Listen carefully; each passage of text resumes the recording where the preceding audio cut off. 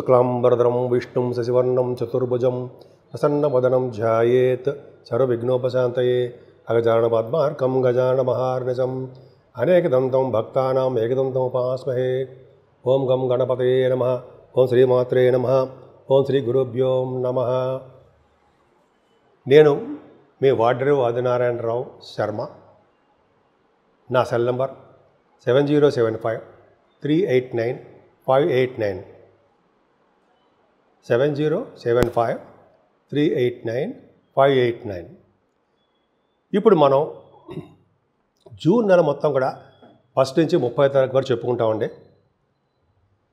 దానికంటే ముందర ఏంటంటే మీకు జాతకాలు చెప్పించుకోవాలనుకుంటే మీ జాతకాలు చెప్పించుకోవాలనుకున్నా, లేకపోతే మ్యారేజ్ ఎప్పుడవుతుందో అని తెలుసుకోవాలనుకున్నా, అదే అనేక రకాలుగా ఉంటాయి కదా, జాబ్ అని ఇవన్నీ.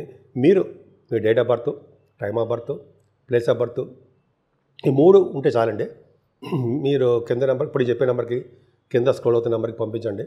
తప్పకుండా నేను పరిష్కార మార్గాలు అన్నీ సూచిస్తాను. మీకు నా వీడియో నచ్చితే మీరు షేర్ చేయండి, సబ్స్క్రైబ్ చేయండి, అలాగే నన్ను ఆశీర్వదించండి. అలాగే నా వీడియో చూస్తున్నటువంటి మీ అందరికీ పేరు పేరున నా హృదయపూర్వక నమస్కారాలు. తులారాశి వారికి రాశ్యాధిపతి శుక్రుడు బ్రహ్మాండంగా ఉన్నాడు. ఫారిన్ ఏంటి మాట్లాడుతూ మాటల్లోనే ఫారిన్ అంటావేంటరా అంటారు మీరు. లగ్నాధిపతి సప్తమ స్థానంలో ఉండడం వలన మీరు విదేశాలు వెళ్ళడానికి అవకాశాలు ఎక్కువ అని శాస్త్రం కూడా చెప్తోంది. ఏదైనా ఫైనాన్షియల్ స్టేటస్ కూడా చాలా బాగుందండి. మీ రాశికే గురు దృష్టి ఉంది కదా, ఇంకా భయం ఎలా, ఆలోచన ఎలా? మీరు సంవత్సరం పాటు అసలు వెనక తిరగకుండా చాలా బ్రహ్మాండంగా బాగుంటారు. ప్రతి విషయంలోనూ విజయం సాధిస్తారనడంలోనూ, ముఖ్యంగా ఫైనాన్షియల్ విషయంలో కూడా అంతకంటే విజయం సాధిస్తారనడంలోనూ ఏమాత్రం సందేహం లేదండి. మీ గాయకులకు కానీ, అయితే మీరు పాట పాడేవాళ్ళకి కానీ, లేకపోతే మీరు యాంకరింగ్ వృత్తిలో ఉన్నా, ఎక్కడ ఉన్నా సరే, ఏది భావాలు ఉన్నా మీరు సక్సెస్ అవుతారు. ముఖ్యంగా వాహనాలు కానీ, అపార్ట్మెంట్ కానీ కొనుక్కోవడానికి అవకాశం ఉంది. అంతేకాకుండా ప్రయాణాలు చేస్తుంటారండి, ఎక్కువ షార్ట్ జర్నీస్ ఎక్కువ చేస్తుంటారు. పైగా మీదంటే చరరాశి కదండి, బాగా తీయరా బండి అంటారు, తీసేస్తారు, చక్కగా ప్రయాణం చేస్తారు. కారుల్లో షార్ట్ జర్నీస్ కూడా చేస్తారు. బహుశా ఆఫీస్కి వెళ్ళాలేమో, అంటే ఇంటి ఇంటి దగ్గర నుంచి వర్క్ తక్కువ, ఆఫీస్కి వెళ్ళే వర్క్ ఎక్కువ ఉంటుంది కదా, చేసుకుంటారు. ఏదైనా మీకు కష్టపడతారంటే ప్రతి విషయంలో కష్టపడే తత్వం మీకు ఉంది, విజయం సాధిస్తారు. డెడికేటెడ్నెస్ ఎక్కువ. అలాగే మీ కుటుంబంలో కూడా చదువు విషయంలో మీ పిల్లలకి, మీకు చదువు విషయంలో ఏమాత్రం ఇబ్బంది పడరండి, చక్కగా చదువు వస్తుంది. అలాగే రాజకీయ రంగం సరదాగా చెప్పుకుందాము. రైతుల గురించి చెప్పుకుందాం. రైతులు కూడా బాగుంటుందండి. ఏదైనా పంచమ స్థానంలో రాహు ఉండడం వల్ల సంతాన విషయంలో ఇబ్బంది కలుగుతుంది. సర్పదోషం ఉంది అంటాం కదా రాహు, కాబట్టి పిల్లలు పుట్టే విషయంలో ఇబ్బంది కలుగుతుందండి. కానీ భగవంతుడు ఏం చేశాడంటే, మీ అదృష్టం ఏంటంటే గురుడు చూస్తున్నాడు రాహుని, పంచమస్థానాన్ని. కుజుడు పంచమస్థానాన్ని చూస్తున్నాడు.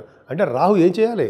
వీళ్ళిద్దరు ఇచ్చే ఫలితాలే వాళ్ళు మీకు ఇవ్వాలి తప్ప ఆయన సాహసించి ఏ దుష్ఫలితాలు మీకు ఇవ్వడానికి అవకాశం లేదు. కాబట్టి గురుడు కంట్రోల్లోను, కుజుడి కంట్రోల్లో ఉండడమే కాకుండా శనీశ్వరుడి ఆధీనంలో ఉంటాడు. ఈ విధంగా శనీశ్వరుడు ఆధీనంలో రాహు ఉంటాడు. సరే, ఈ విధంగా చెప్పాలంటే భూములు కానీ, వాహనాలు కానీ, గృహసౌఖ్యం కానీ, కొంతమంది రియల్ ఎస్టేట్ రంగంలో బాగా సక్సెస్ అవ్వడము, అంతేకాకుండా స్టాక్ మార్కెట్లో కూడా మీకు విజయం సాధించడానికి అవకాశం ఉంది. ఏదైనా ఆరోభావంలో ఉన్న శనే మీకు ప్రొఫెషనల్గా బ్రహ్మాండంగా ఉంటుంది. అంటే గవర్నమెంట్ ప్రొఫెషన్లో మీరు ఉంటారు. ఆడవాళ్ళు ఇక్కడ చెప్తారండి, ఉద్యోగరీత్యా మీరు గవర్నమెంట్ ప్రొఫెషన్లో ఉండడము, అంతేకాకుండా రాజకీయ రంగంలో పదవులు రావడము, అంతేకాకుండా శత్రు భయము, రుణ భయాలు అవన్నీ లేకుండా హాయిగా అదృష్టవంతులుగా చాలా చాలా హ్యాపీగా ఉండడానికి అవకాశాలు ఉన్నాయి. సప్తమస్థానం శుక్రుడు ఏ మాటలు లేదంటే బ్రహ్మాండం. సో పెళ్ళిళ్ళు చేస్తుంటాడు, శుభకార్యాలు చేస్తుంటాడు. ఆయన మీకు ఆభరణాలు కొనిపెట్టేట్టుగా కొనిచ్చుకున్నట్టు చేస్తుంటాడు. ఆభరణాలు కొని పెడతాడంటే ఆభరణాలు మీరు కొనుక్కుంటారు. తర్వాత మంచి మంచి డ్రెస్సులు కొనుక్కుంటారు. వాహన యోగం ఇస్తాడు. ఇలాగా అందరికైనా కాదండి, మీ జాతకాల ప్రకారం ఆధారం ఉంటుంది. ఓన్లీ నాలెడ్జబుల్ తెలుసుకోవడం కోసం మనంతా ఈ కంఠశోష. సరేనండి. రవిబుధులు బ్రహ్మాండంగా లేరా మనకి? మీకు అష్టమంలో రవిబుధులు, అమ్మ బాబోయ్, అష్టమంలో రవిబుధులా ఉండనివ్వండి. ఉంటే ఏంటో తెలుసా అండి, రవిబుధుల కాంబినేషను. ముఖ్యంగా రవిబుధులకి అష్టమస్థానంలో ఉంటే దీర్ఘాయుష్ 100 సంవత్సరాల బతికి అదృష్టము ఇస్తాడు. మీ జాతకాల ప్రకారం చూసుకోండి. అలాగే ప్రభుత్వం ద్వారా ధన సంపాదన, అంతేకాకుండా విదేశాల నుంచి కరెన్సీ మీకు వస్తున్న డబ్బులు వస్తాయి. విదేశీ పర్యటన జరిగి తీరుతుంది, మీకు వస్తుంది. అన్నంలో సందేహం ఉందా? నాకైతే సందేహం లేదండి. ఎందుకంటే నేను కాన్ఫిడెంట్గా ఉంటాను కాబట్టి. అంతే కాన్ఫిడెన్స్తో మీరు ఉంటారు.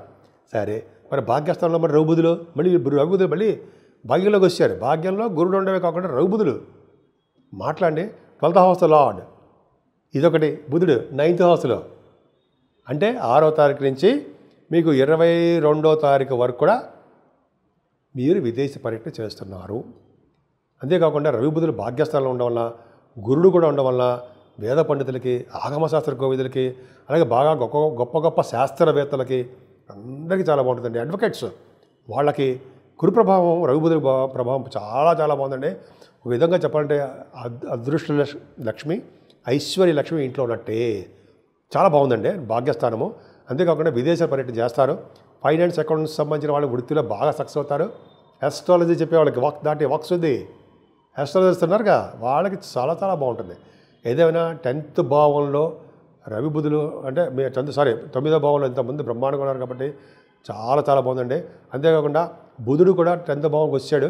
10th భావంలో బుధుడు ఉండడం వల్ల కూడా మీకు మంచి యోగాన్ని కలిగిస్తుంటాడండి.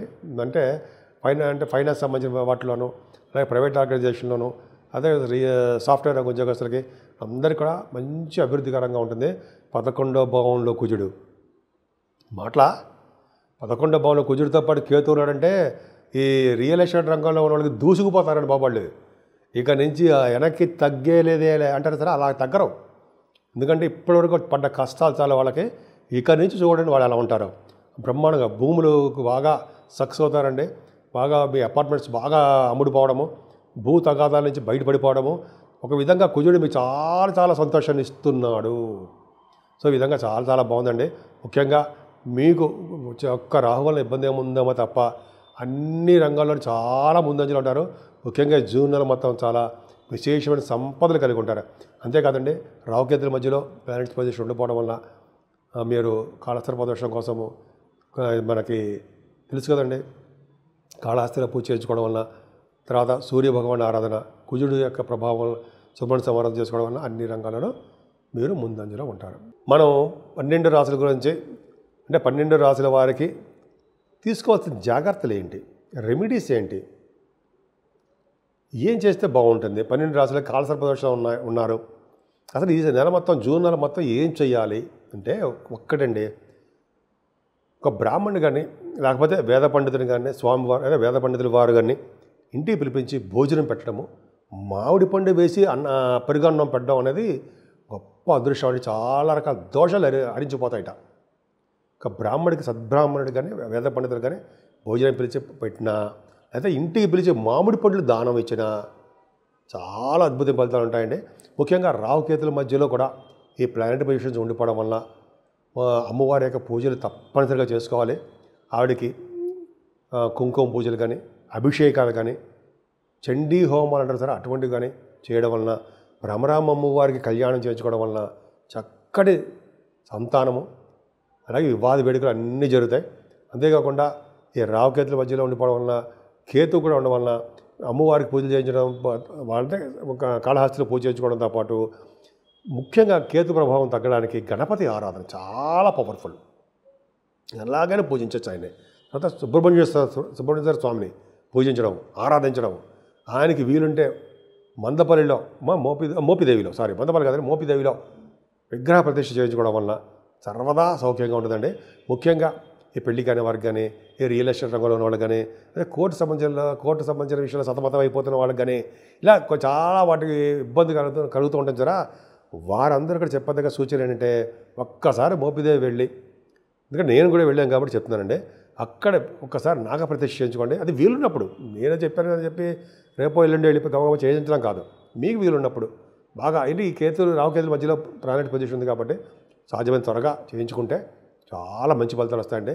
ఏదేమైనా సరే, ఇవన్నీ చేసినా సరే విష్ణువుకి తులసిమాల సమర్పించడము, అలాగే ఈశ్వరుణ్ణి, పరమేశ్వరుణ్ణి, మహాశివుణ్ణి తైలాభిషేకాలు కాదండి, ఆయనకి తేనెతో అభిషేకాలు చేయించడం వలన, అలాగే మల్లె పువ్వులతో పూజించడం వలన కూడా భార్యాభర్తల విషయంలో అనురాగం, ఆప్యాయత, అనురాగ దాంపత్య జీవితం ఇంకేంటి అంటే పెనవేసుకుపోవడం అంత అదృష్టం చాలా చాలా బాగుంటుందండి. అందుకని ఎక్కడ ఉన్నా మనం ఏ పొజిషన్లో ఉన్నా సరే శివుడిని మాత్రం మర్చిపోకూడదు, విష్ణువుని అసలు మర్చిపోకూడదు. చూసారా, శివుడినేమో పూజించమంటుంటారు, విష్ణువుని కీర్తించమంటారు. కీర్తించడం అంటే అంటే మనం పొగడ్డం అంటే మాట్లాడడం, ఆయన గురించి చెప్పుకుంటూ ఉండడం. ఇది శాస్త్రం ఉంది కదండి. చేతులు ఉండగా శివ పూజ చేయనేలా అంటాం కదా. చేతులు ఉన్నాయి, శివుడికి పూజ చేద్దాం. అదే నోరుండగా అంటే హరినామ కీర్తన చేయనేలా, హరినామం చేయకపోతే ఎట్లా అంటే భగవంతుడు ఏం చెప్పారంటే నన్ను తలుచుకో, శివుడికి అభిషేకాలు చేయించు, అప్పుడు నువ్వు చూసుకు ఎలా ఉంటావు చూడు. మంచి పొజిషన్ వచ్చినప్పుడు నిన్ను మేము కాపాడుతామని భగవంతుడు చెప్పాడు కదండి మనకి. సో ఎల్లవేళలా మీరు సర్వశుభాలు సర్వసౌఖ్యాలు కలగాలని ఆ శివుడు విష్ణువు యొక్క ఆశీస్సులు మీకు, అమ్మవారి యొక్క ఆశీస్సులు కూడా రెండు, అమ్మో ఆవిడ యొక్క ఆశీస్సులు ఎల్లవేళ మీ అందరి మీద ఉండాలని ఎప్పుడు కూడా దినదిన ప్రవర్ధమానం అవుతూ నలుగురికి హెల్ప్ చేస్తూ మనం అంటే మీరు కూడా బాగా, మనం అంటే నేను కూడా ఉంటానండి, అది బాగా డెవలప్ అవ్వాలని, మంచి అభివృద్ధికరంగా రావాలని నేను మనస్ఫూర్తిగా కోరుకుంటున్నాను.